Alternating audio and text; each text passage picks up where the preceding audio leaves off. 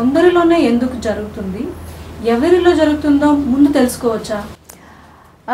కొంతమందిలో ఇది కొంచెం ఎక్కువ చూస్తాము. ఎందుకు అంటే ఇంతకుముందు ప్లాసెంటా ప్రీవియా ఉన్న వాళ్ళకి మొదటి ప్రెగ్నెన్సీలో మాయ కింద వాళ్ళకి మళ్ళీ జరగచ్చు.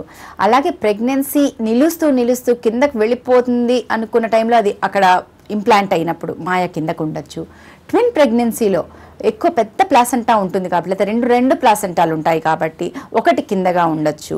లేక కొన్ని రకాల ఇన్ఫెక్షన్స్ ఉన్నప్పుడు, లేక ఎనీమియా ఉన్నప్పుడు, సిఫిలిస్ లాంటి వ్యాధులు తల్లిలో ఉన్నప్పుడు, లేక RH నెగిటివ్ ప్రెగ్నెన్సీ ఉన్నప్పుడు, ఈ మాయ చాలా పెద్దగా ఉన్నప్పుడు కిందకి కొంచెం జారి ఉండటం అవుతుంది.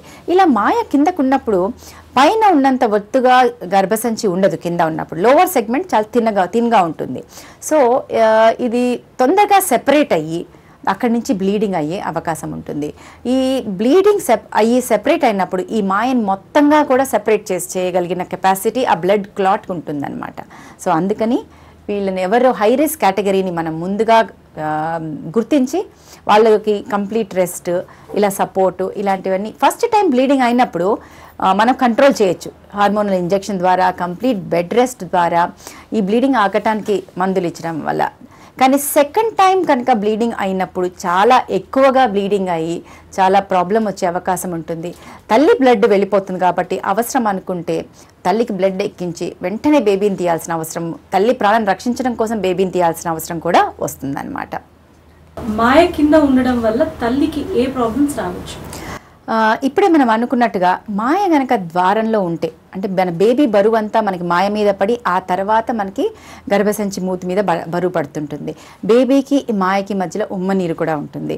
సో ఈ బరువుకి ఏమైనా బరువు ఎత్తినా సడన్గా లోవర్ యూట్రైన్ సెగ్మెంట్, ఆ యూట్రస్లో కింద భాగం ఏదైతే వీక్గా ఉంటుందో అది సెపరేట్ అయిపోయినప్పుడు డైరెక్ట్గా బేబీకి మాయ ద్వారా రక్తం వెళ్తుంది. అంటే మదర్ నుంచి మాయ ద్వారా బేబీకి రక్తనాళాలు వెళ్తాయి. సో ఈ రక్తనాళాలు సెపరేట్ అయిపోయినప్పుడు ఒక్కటేసారి ట్యాప్ ఓపెన్ చేసినట్టుగా బ్లడ్ వెళ్ళిపోతుంది అనమాట. సో ఈ blood which mother is losing is directly from the mother. అంటే మదర్ బ్లడ్ను డైరెక్ట్గా యూట్రస్ నుంచి మనకి కిందకి వెళ్ళిపోతుంది. సో ఇంత బ్లడ్ లాస్ జరిగినప్పుడు ఒక్కొక్కసారి వెంటనే మనం చూసుకొని కాళ్ళ వెంబడి అలా రక్తం నదిలా పారుతుంది అంటాము, అట్లా బ్లడ్ వెళ్తుంది. కాబట్టి వెంటనే చూసుకొని కంప్లీట్ బెడ్ రెస్ట్, అవసరం అనుకున్నప్పుడు ఇమ్మీడియట్గా బేబీని ఎన్ని వారాలు ఎన్ని నెలలు అని కూడా చూడకుండా తీయకపోతే, ఆ మాయని మనం తీయకపోతే తల్లి ప్రాణం కూడా వెళ్ళిపోయే అవకాశం ఉంటుంది. కాకపోతే కొన్నిసార్లు వెరీ ఎర్లీ ఫేజ్లో వెంటనే కొంచెం బ్లీడింగ్ అయిన వెంటనే కనుక డాక్టర్ దగ్గరికి వెళ్తే కంప్లీట్ రెస్ట్ ఇచ్చినప్పుడు ఈ మాయ మళ్ళీ ఆ యూట్రస్కి అతుక్కునే అవకాశం ఉంటుంది. కొన్నిసార్లు లక్కీ పేషెంట్స్లో గ్రేడ్ 1 గ్రేడ్ 2 ఉన్న ప్లాసెంటా ప్రీవియా ఉన్నప్పుడు యూట్రస్ పెద్దగా అవుతూ ఉన్నప్పుడు, అంటే మనకి బిడ్డ పెరుగుతూ ఉన్నప్పుడు ఈ మాయ పైకి జరిగినట్టుగా అనిపిస్తుంటుంది. దాన్ని మైగ్రేషన్ ఆఫ్ ప్లాసెంటా అంటాము. సో అలా జరిగే పేషెంట్స్ కొంతమంది ఉంటారు. కాబట్టి సో అన్ని మాయలు కింద ఉన్న మాయలన్నిటికీ భయపడాలి అని అనుకోకుండా మేజర్ డిగ్రీ ప్లాసెంటా ప్రీవియా అంటే స్టేజ్ 3, స్టేజ్ 4, ఈ గ్రేడ్ 3, గ్రేడ్ 4 వాటికి మాత్రమే మనం భయపడాలి. గ్రేడ్ 2 ప్లాసెంటా పోస్టీరియర్ ఉంటే కూడా అది నార్మల్ డెలివరీ అయ్యే అవకాశం ఉండదు. ఎందుకంటే కార్డ్, ఈ అంబలికల్ కార్డ్ అనేది, పేగు అనేది ఏముంటుందో అది తల్లికి ఈ మార్గద్వారానికి మధ్యలో వచ్చి రక్త సరఫరా ఆగిపోయే అవకాశం ఉంటుంది. కాబట్టి major degree placenta previa and type 2 posterior అయితేనే మనం వరి అవుతాం. Minor degree type 2 anterior, type 1 posterior ఇవన్నిటికీ భయపడకుండా రెస్ట్, కంటిన్యూగా సీరియల్ స్కాన్స్ చేసుకుంటూ ఉంటే సరిపోతుంది. ఇలా ఉన్నప్పుడు బిడ్డకి కూడా ఏమన్నా ప్రాబ్లమ్స్ రావచ్చా? ఇప్పుడే మనం అనుకున్నట్టుగా ఒకసారి మనము తల్లి ప్రాణం రక్షించడం కోసం 7వ నెల అవ్వచ్చు, 6వ నెల అవ్వచ్చు బేబీని తీసేస్తాము. అలాంటప్పుడు ఆ బేబీ బతుకుండే అవకాశాలు ఎంత తక్కువగా ఉంటాయో మనం అర్థం చేసుకోవచ్చు.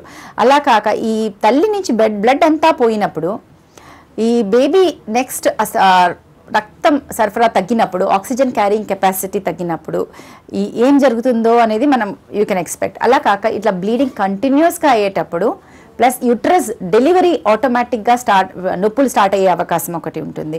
సో మనం మేజర్గా జరిగేది ప్రీ టర్మ్ అవ్వచ్చు, తొందరగా 6వ నెలలో 7వ నెలలో 8వ నెలలో మనం తీయాల్సిన అవసరం రావచ్చు.